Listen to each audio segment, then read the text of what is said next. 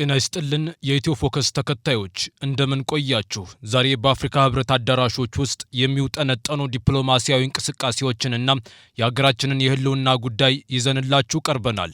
የአፍሪካ ህብረት የውሃ ጉዳይና የአጀንዳው ማጠንጠኛ ማድረጉ በስተጀርባው የማን ፍላጎት አለበት?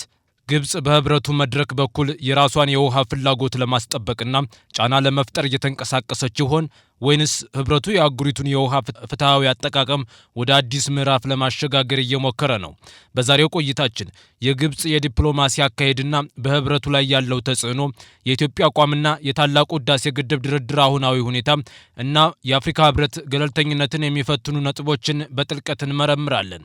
እውነታውን ከፕሮፓጋንዳው ለይተን የምናቀርብበት ልዩ መሰናዶ ነው። እስከ ፍጻሜው ድረስ አብራችሁን ቆዩ። የአፍሪካ ህብረት የስብሰባ አጀንዳ በውሃ ጉዳይ ያተኮረው በግብጽ ፍላጎት ይሆን? በዚህ ወር አፍሪካ ህብረትን በጊዜያዊነት የምትመራው ግብጽ መሆኗ አንዳንድ ውሳኔዎች ከግብጽ ጥቅም አንጻር እንዲታዩና አጠራጣሪ እንዲሆኑ እያደረጋቸው ይገኛል። በተለይ ውሃ የ2026 የአፍሪካ ህብረት ጉባኤ ማዕከላዊ ትኩረት ሆኖ በቀዳሚ አጀንዳነት መያዙን በርካቶች ከግብጽ ጥቅምና ፍላጎት ጋር አገናኝተውታል። ዘንድሮ ብሔራዊ ደህንነት የአፍሪካ ህብረት ጉባኤ ዋና አጀንዳ አይደለም። በምትኩ ውሃ የ2026 የአፍሪካ ህብረት ጉባኤ ማዕከላዊ ትኩረት ሆነዋል። ዘላቂ የውሃ አቅርቦትን ማረጋገጥና የ2063ን የአጀንዳ ግቦች ለማሳካት ደህንነቱ የተጠበቀ የንጽህና አጠባበቅ ስርዓቶችን ማረጋገጥ የሚሉት ጉዳዮች የዓመቱ ጭብጥ ተብለው መሰየማቸው በአጀንዳ 2063 በተገመተው አህጉራዊ ለውጥ ውስጥ የውሃ ማዕከላዊነትን ያሳያል ተብሏል። ሆኖም ግን የውሃ ፖለቲካ በተለይ በአባይ ተፋሰስ ሀገራት መሆኑ ይታወቃል። የአባይ ውሃ በግብጽና በኢትዮጵያ መካከል ትልቅ ፍጥጫን ያስከተለም ፖለቲካዊ ጉዳይ መሆኑ ይታወቃል። ኢትዮጵያ የታላቁን ህዳሴ ግድብ ግንባታ ከጀመረችበት ጊዜ አንስቶ ግንባታው ተጠናቆ አገልግሎት መስጠት ከጀመረ በኋላ በሁለቱ ሀገራት መካከል ከፍተኛ የፖለቲካ ጉዳይ ሆኖ እያወዛገበ ይገኛል። ግብጽ የኢትዮጵያ ህዳሴ ግድብ የውሃ ሙሌትና አለቃቀቅ ቴክኒካዊ ዝርዝሮች በስምምነት እንዲያዙና የሶስተኛ ወገንን ጣልቃ ገብነት እንዲኖር ትፈልጋለች። የኢትዮጵያ አቋም ደግሞ የግብጽ ጫና ተቀባይነት የለውም የሚል ሲሆን ድርድሩ የጋራ ተጠቃሚነትን ባረጋገጠ መልኩ መሆን እንደሚኖርበት የሚያሳስብ ነው።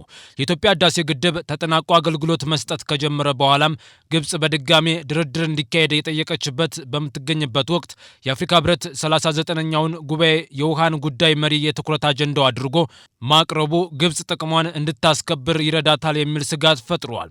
የአፍሪካ ህብረት በኢትዮጵያና በግብጽ መካከል የተካረረ ሁኔታን የፈጠረውን የአባይ ውሃ ጉዳይ በዚህ ጉባኤ በጋራ የፖለቲካና የልማት አምክንዮ ላይ የተመሰረተ የጋራ አህጉራዊ የውሃ አጠቃቀም አንጻር እንዴት ተስማምቶ ሊያስቀጥለው ይችላል የሚለው ጉዳይ አሳሳቢነቱ ጎልቶ ይታያል። አጀንዳውና ውጤቶቹ በውሃ ሀብት አስተዳደርና ልማት ላይ የፓራዲየሞች ለውጥና በተለይም ደግሞ የውሃ ደህንነት በሚባለው ጽንሰ ሀሳብ ላይ ትልቅ ለውጥ ያመጣሉ የሚል ግምት ተሰጥቶታል።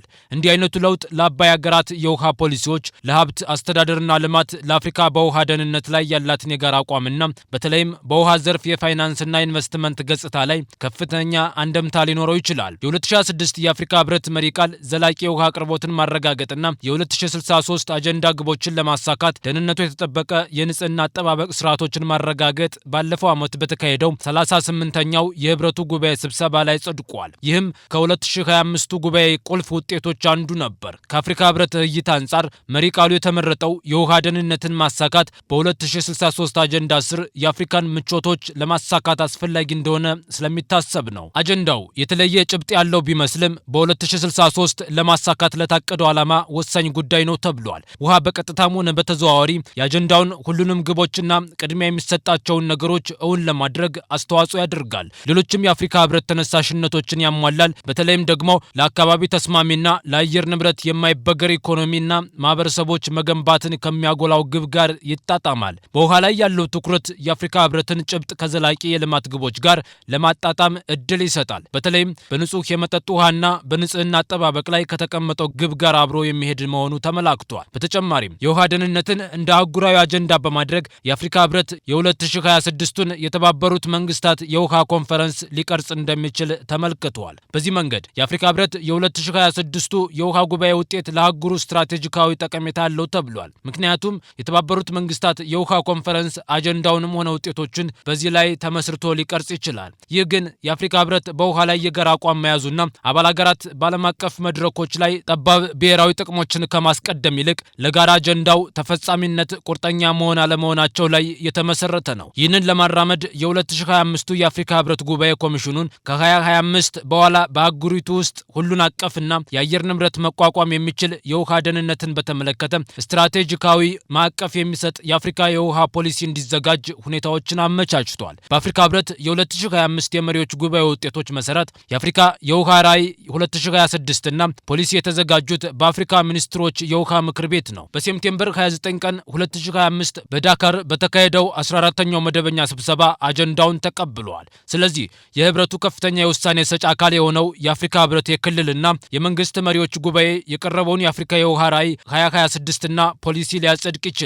የውሃ ደህንነት ከብሔራዊ ደህንነት ባሻገር እንደ አህጉራዊና ከሁሉም በላይ ደግሞ የዓለም አቀፍ የደህንነት ጉዳይ ሆኖ ይታሰባል። ፖሊሲው በአፍሪካ ለውሃ ኢንቨስትመንት ምቹ ሁኔታ ሊፈጥር ይችላል። የውሃ ሀብቶችን ፍትሐዊና ዘላቂ አጠቃቀምና አስተዳደር ላይ ያተኩራል። የአፍሪካ ህብረት የሀገራትና የመንግስታት መሪዎች ጉባኤ 39ኛውን መደበኛ ጉባኤ የውሃና የውሃ ደህንነት ጽንሰ ሀሳብን እንደገና ገልጽ ውሃ እንዴት እንደሚረዳ የውሃ ሀብት አስተዳደርን በስፋት የሚያሳዩ ምሳሌዎችን የውሃ መሰረተ ልማትንና አፍሪካ በዓለም አቀፍ የውሃ ውይይት ውስጥ ያላትን ሚና እንደምታ ያካትታል።